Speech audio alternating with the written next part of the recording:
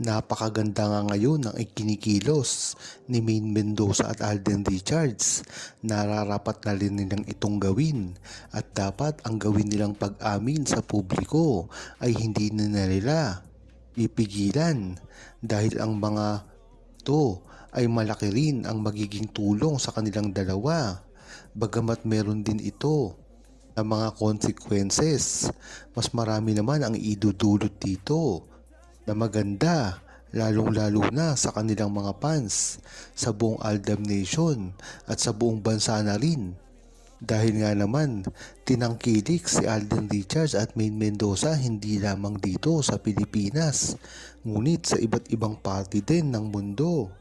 Kaya mas maganda kung makakakita sila ng talagang totoong pag-amin na gagawin ni Maine Mendoza at Alden Richards sa publiko.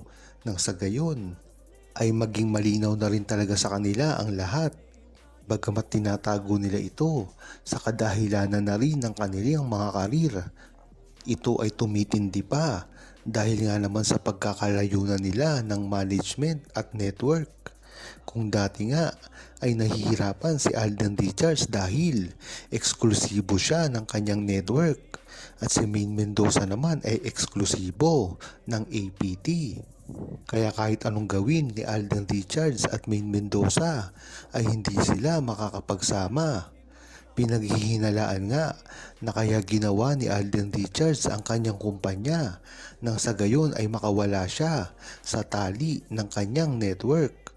Dahil nga naman kung siya ay gagawa ng pelikula sa banner ng kanyang network ay ang makakapartner niya lang dito ay ang mismong talent din nila. Ngunit ibang usapan pagka ang produksyon na ginamit ni Alden Richards ay independent kagaya ng kanyang mga ipinroduce ay kahit sino ay kailangan niyang makasama dito.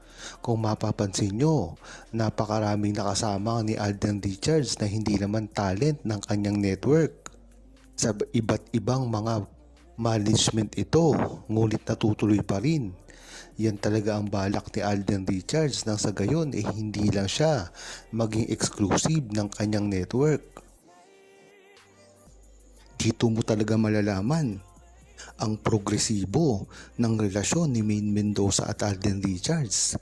Aakalain ng iba na ito ay hindi na nagsasama dahil hindi ito malimit makita sa publiko.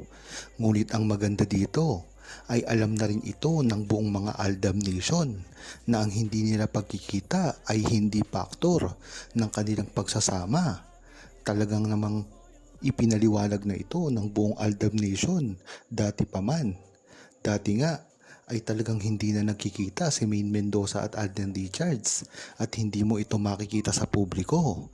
Ngunit pagbukas mo ng social media ay makikita mo na lamang at mababalitaan na ito ay magkasama sa ibang bansa.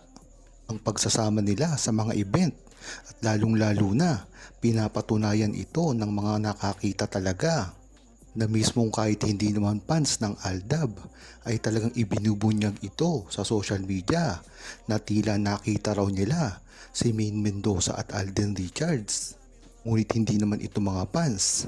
Gagawin ba nila ito kung hindi talaga nila ito nakita? Siyempre, wala na silang pakialam dito kung makita man nila silang dalawa na magkasama dahil hindi naman sila fans. Ngunit bakit totoo ang lumalabas sa kanilang mga bibig na nakita nila ito? Yan pa lamang ay isa sa mga dahilan kung bakit dapat hindi paniwalaan ang mga bashers ni Maine Mendoza at Alden Richards patungkol sa kanilang tunay na relasyon dahil ang makapagsasabi lang ng ito ay silang dalawa.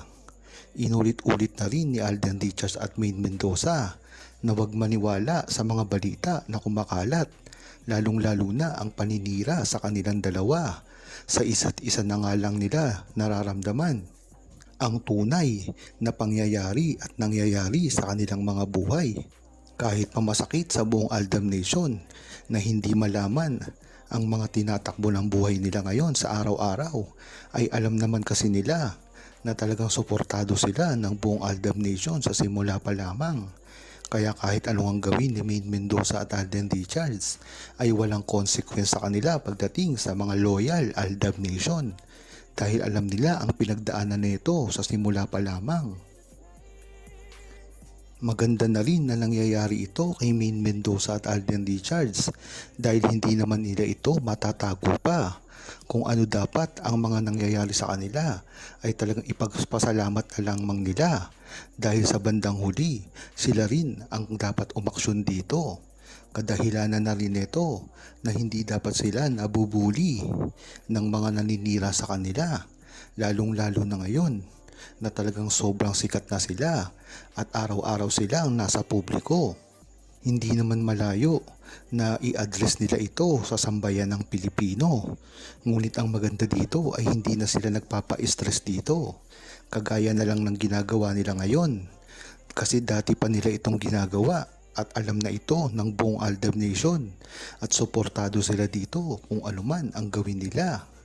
Hindi nila ito dapat pansinin pa dahil ang mga naninirang ito ay kilala naman ng buong Aldab Nation na talagang sa simula pa lamang ay naninira sa kanilang dalawa sa time pa lang ng kalyeserye.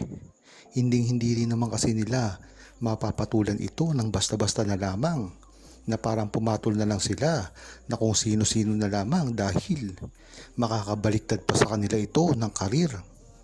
Maganda ngang wag na lang itong pansinin dahil ang mga ito ay nagpapapansin lamang at meron ito na mga kakilala na mga starlet na gusto nilang palitan si Maine Mendoza at Alden Richards dahil nga naman pag pinatulan sila nito ay makakasira ito sa karir ni Maine Mendoza at Alden Richards, lalong-lalo na ngayon na talagang ang mga fake news sa pinalalabas nila patungkol kay Maine Mendoza at Alden Richards ay hindi na makontrol. Talagang gusto nilang sirain si Maine Mendoza at Alden Richards at ikinakabit nila ito sa kung ano-anong mga balita na wala namang katotohanan. Isinasali pa sila sa politika na alam naman natin na walang kinalaman si Maine Mendoza at Alden Richards at ginagawa lamang ito ng mga bashers nila para sirain mismo ang karir ni Maine Mendoza at Alden Richards.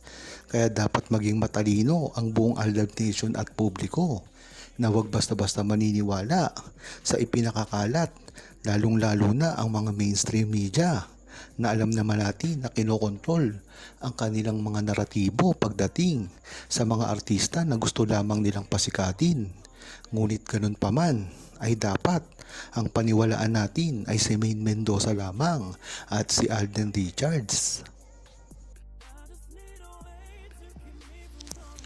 Huwag kalimutang mag-subscribe, comment at i-like ang video na ito.